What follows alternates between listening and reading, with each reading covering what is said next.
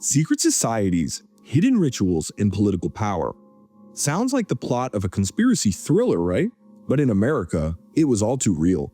The Freemasons, one of the most influential secret societies at the time, had their hands in politics, business, and even the presidency.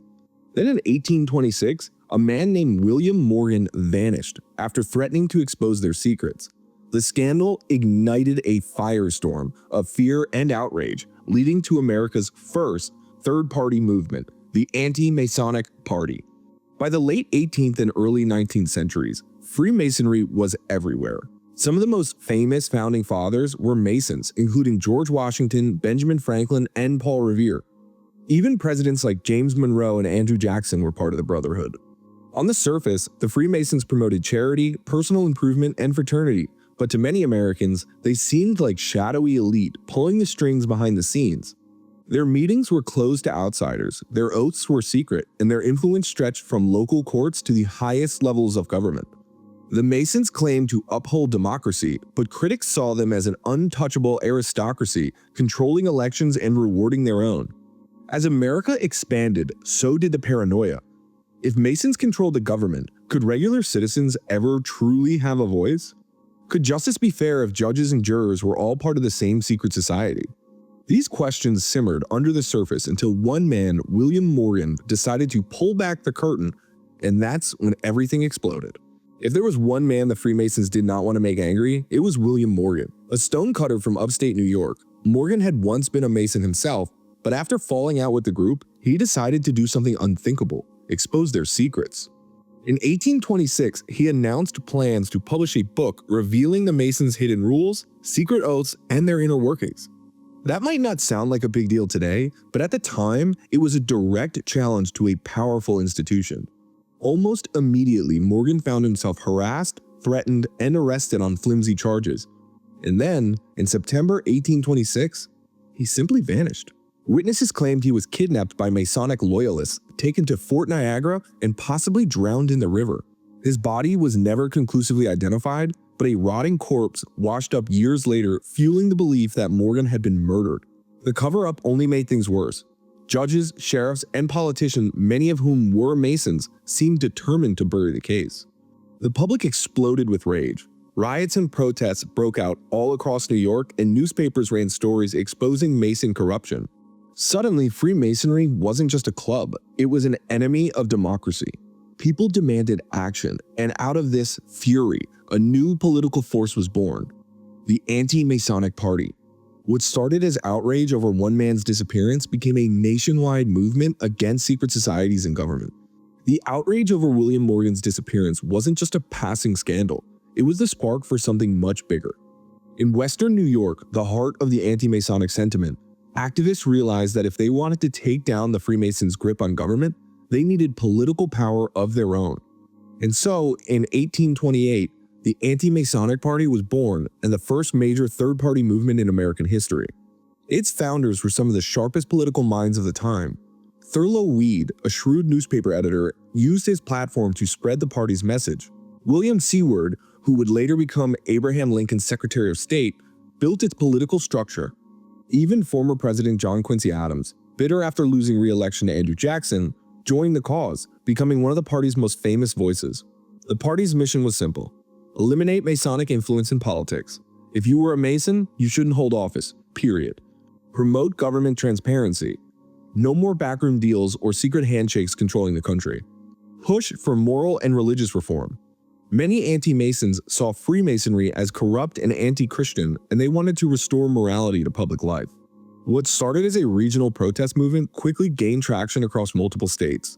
And soon, this upstart third party would do something that even the mighty Democrats and Whigs haven't done: hold a national convention.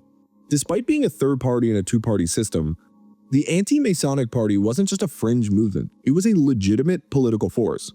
It quickly gained traction in New York, Pennsylvania, and New England, where distrust of Freemasonry ran deep. But the party didn't just make noise, it changed how American politics worked forever. In 1831, the Anti-Masonic Party did something that no other political party had ever done before. It held a national nominating convention. Before this, presidential candidates were picked in closed-door meetings by party elites. The anti-Masons flipped the script, bringing delegates together in a public forum to debate, vote, and nominate their candidate. This system worked so well that every major party in the US has used it since. But they didn't stop there. They also introduced the first ever formal party platform, laying out their official stance on key issues. Before this, parties just ran candidates without a clear written agenda. The Anti-Masons changed that, creating a model that every political party now follows. For the 1832 presidential election, they nominated William Wirt, a former attorney general. The irony? Wirt had been a Freemason himself, but seeing an opportunity, he claimed he had distanced himself from the group. Though he lost to Andrew Jackson, the party won several congressional seats and governorships, proving that a third party could actually compete. But despite their early success, the Anti-Masonic Party wouldn't last forever. Its downfall was just around the corner. By the late 1830s, the Anti-Masonic Party was running out of steam. The passion that had fueled its rise began to fade, and as other political issues took center stage, its single-minded focus on Freemasonry felt less urgent. Without a broad platform beyond opposing secret societies, the party struggled to stay relevant. At the same time, a new political powerhouse was emerging, the Whig Party. Many anti-Masons, including key figures like Thurlow Weed and William Seward, saw the Whigs as a better long-term option. The two parties shared a mutual enemy in Andrew Jackson's Democratic Party, and by the late 1830s, most anti-Masonic members had merged into the Whigs, effectively dissolving the party. But while the Anti-Masonic Party disappeared, its impact was permanent.